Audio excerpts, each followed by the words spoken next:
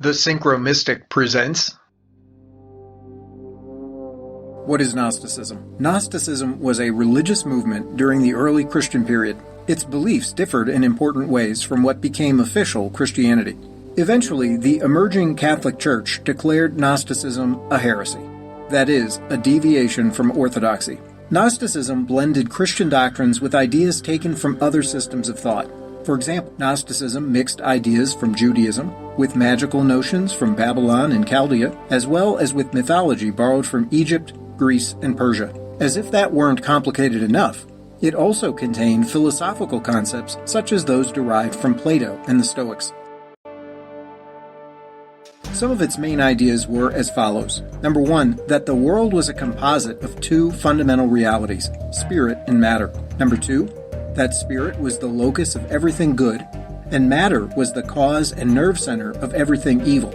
Number three, that goodness and spirit were the result of the activities of a true ultimate God, but that the changeable, visible universe was the creation of a lesser and possibly evil entity known as the demiurge. The demiurge was sometimes equated with Yahweh Jehovah, the God of the Old Testament. Number four, that humans are essentially souls trapped in physical bodies. Number five, that the aim of life for a spiritual person should be the release from our prisons of flesh. And number six, that this liberation cannot occur unless we are first enlightened or illuminated by a secret knowledge called gnosis, hence the name of the belief system.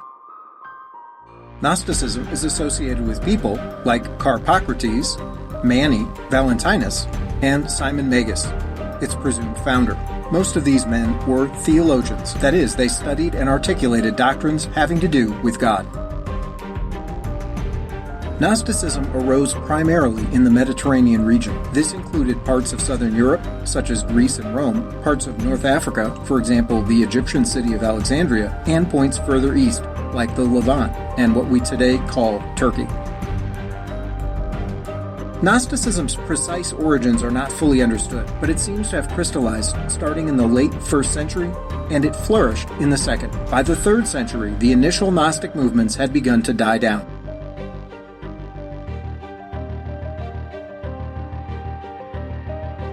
This decline was due to many factors, but we can highlight three. Number one, the Roman Empire was beginning to see some indications of general decline. This was a long process that led, in 476 AD, to the total collapse of the empire. Number two, recall that various Roman emperors persecuted Christians. Gnosticism was just Christian-looking enough that it may have brought scrutiny on some of its adherents. When push came to shove, however, Gnostics really didn't elicit the kind of die-hard faith that inspired Orthodox Christians to become martyrs. So, many people seem to have abandoned it. Number three, the emerging church declared it a heresy. There's no doubt that Gnosticism was vigorously opposed by mainline early Christian writers. Hints of antagonism are even detectable in the pages of the New Testament. For instance, in its insistence upon a genuine incarnation of God in the flesh, which idea was unthinkable for Gnostics who were committed to the idea that bodies are evil.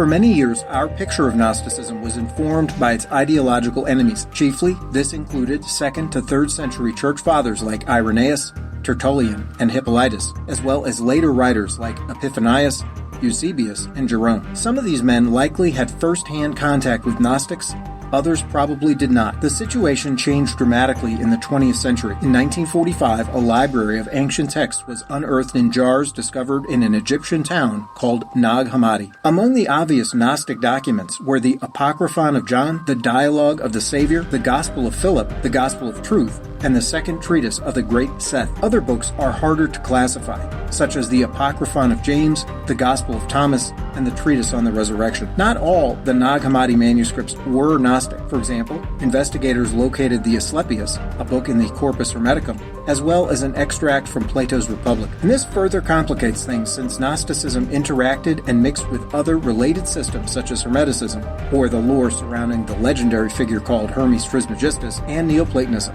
a mystical variety of Plato's philosophy. I've gone into greater detail about Gnosticism, Hermeticism, and Neoplatonism in several other videos, including 10 arcane words. While the Gnostic rejection of the material world frequently led to austere forms of self-discipline, for example, abstaining from physical pleasures and sex, other varieties were downright licentious. In 10 sex magic cults, I deal specifically with some of these sex-obsessed versions. Thanks for watching.